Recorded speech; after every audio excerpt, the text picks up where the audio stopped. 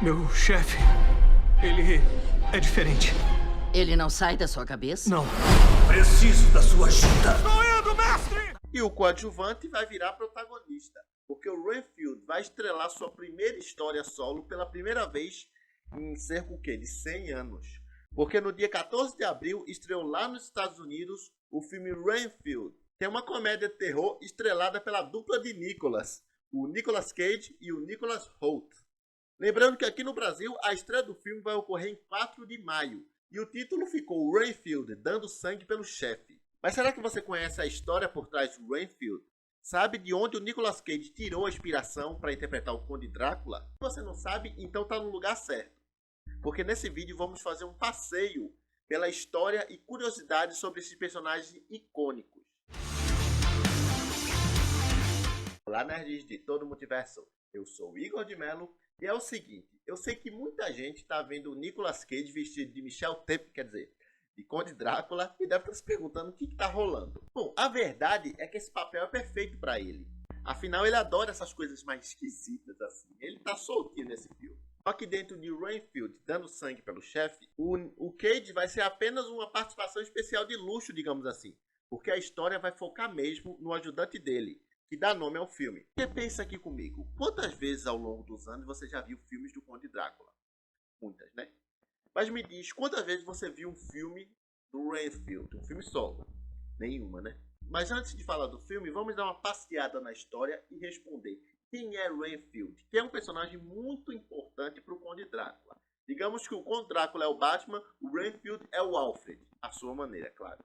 E bom, é o seguinte, Renfield apareceu pela primeira vez no livro do Drácula, escrito por Bram Stoker, que foi lançado em 1897. E ele era um paciente no sanatório do Dr. Swart.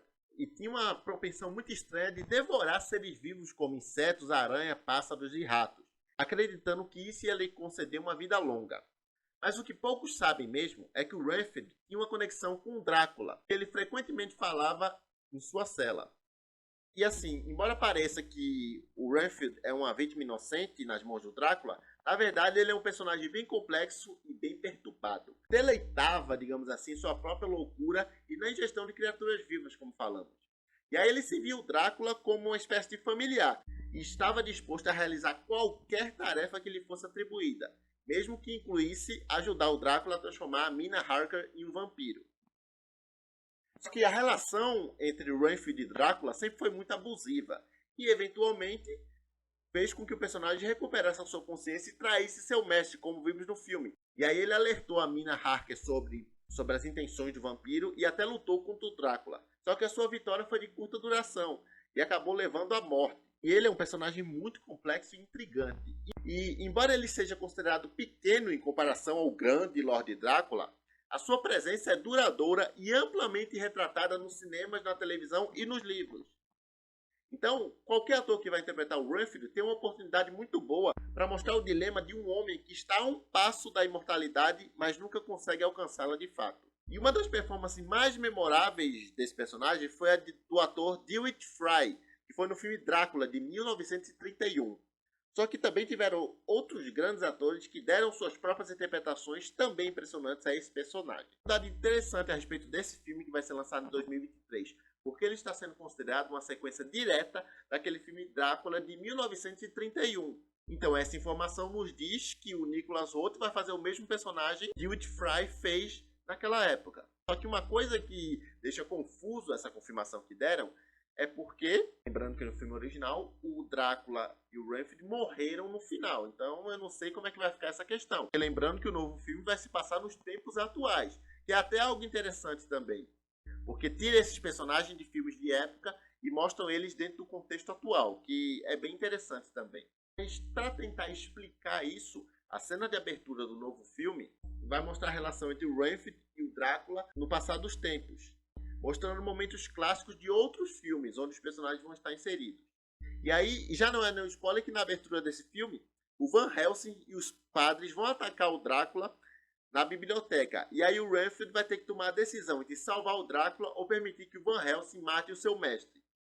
E tem um detalhe muito interessante dessa cena, é que mostra o Nicolas Cage em ação como Drácula. É incrível. É mostrado ele lutando contra os homens do Van Helsing e tal. E existe uma descrição dos bastidores em que jornalistas lá do site Collider acompanharam e depois relataram. Eles disseram que a cena foi feita várias vezes com a variação de intensidade. Cada novo corte apresentava um nível diferente, desde um Drácula silencioso até absurdamente exagerado, mostrando que o Nicolas Cage pode ser muito expressivo e enlouquecer quando ele quiser. Então ele está muito à vontade nesse papel. É uma pena que a gente não vai ver todas as versões que foram filmadas, só uma sobreviveu. Mas é bem interessante ver os níveis que eles podem trazer para essa performance, dando muitas opções diferentes, todos na mesma cena. Isso serve para provar que, embora a história seja do Renfield, o Cage vai conseguir roubar a cena sempre que aparece em tela. Afinal, o Conde Drácula é um dos personagens mais icônicos da cultura pop.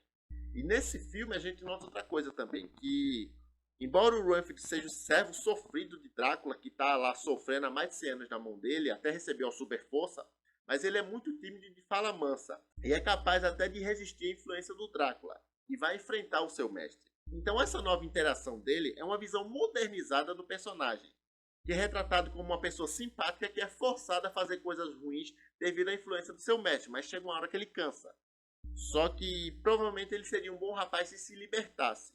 E assim, embora a iconografia do personagem possa não ser tão ampla quanto a do grande Conde Drácula, é inegável o impacto que ele teve na representação dos vampiros.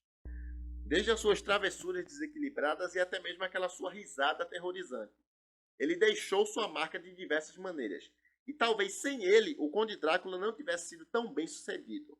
No fim das contas, isso mostra que por trás de todo grande vampiro há um Renfield pronto para fazer o que eles querem. Mas chega uma hora que ele cansa de ser um pau mandado, né?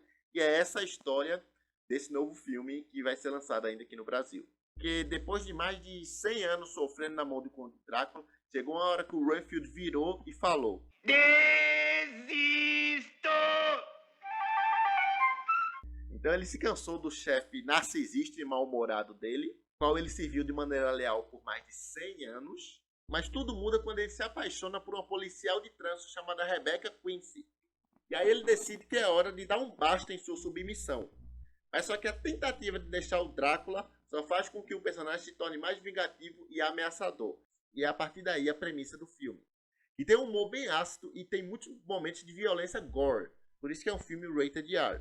Só que é claro que esse filme também tem uma visão um pouco mais cômica do Drácula. Mas é bom também que consegue reacender o interesse por esse personagem. Aliás, assim como What You Do in the Shadows, que é uma produção que moderniza personagens clássicos, se Renfield for um sucesso, essa adaptação pode trazer reviravoltas mais contemporâneas em vilões conhecidos. Mostrar essa modernização deles, ou separação de personagens icônicos depois da submissão e tal. Só que sempre com base nas versões originais. Porque, embora essa história vá por um caminho diferente do que a gente tinha visto até hoje, não quer dizer que os clássicos não estejam lá. Porque o Nick Cage revelou em uma entrevista que a equipe de figurino e maquiagem se inspirou no Conde Drácula interpretado por Christopher Lee em 1958. Porque, para quem não se lembra, o saudoso Christopher Lee, que já não está mais entre nós, deu vida ao Drácula no clássico cult O Vampiro da Noite, que foi dirigido por Terence Fisher. E aí, segundo o Nick Cage, abre aspas, eu tive uma grande ajuda para compor meu visual. Havia muitas pessoas super talentosas trabalhando nesse filme, que ajudaram a projetar o visual dele. A gente queria que fosse uma homenagem ao Christopher Lee. Eu amei vê-lo como Drácula e gosto de seu penteado do tipo anos 60. Até a ideia dos anéis foi uma forma de homenageá-lo. E não foi uma ideia do Nick Cage. E ele deu totalmente os créditos à equipe de figurino. Eles foram muito detalhistas. E tem uma outra curiosidade interessante, é que originalmente esse filme ia fazer parte do tal The Dark Universe, que seria o universo compartilhado de monstros da Universal, que falhou miseravelmente. A ideia era ter personagens clássicos como o Drácula, o Frankenstein, a Múmia, o Homem-Lobo, entre outros. E a tentativa inicial foi com o filme Drácula, a história nunca contada, lançado em 2014, que foi desenvolvido como o primeiro filme desse universo compartilhado e até um reboot da franquia de filmes do Drácula. No entanto, a ideia acabou mesmo em 2017 com aquela tentativa de reboot da Múmia, estrelada pelo Tom Cruise, que foi um fracasso crítico e comercial e fez com que a Universal não só afastasse o Drácula incontável dessa franquia, como também desistiu de fazer esse tal Dark Universe e começou a se concentrar em filmes e histórias individuais. E assim, na minha opinião, eles poderiam ter tentado de novo, porque é uma ótima ideia isso. Do mesmo jeito que a Marvel tem o universo compartilhado deles, o MCU, a DC tem ou vai ter o DCU, né? O James Gunn tá decidindo o que ele vai fazer ainda. O Mario estreou aí, provavelmente vai começar também o universo compartilhado. Então seria interessante essa ideia de ter um universo compartilhado de monte. Então era bom que eles tivessem tentado novamente. Se deu errado, vamos ver o que deu errado para tentar de novo. Mas infelizmente não deu certo e agora eles seguiram para um caminho independente. Mas quem sabe no futuro eles resolvam voltar com essa ideia.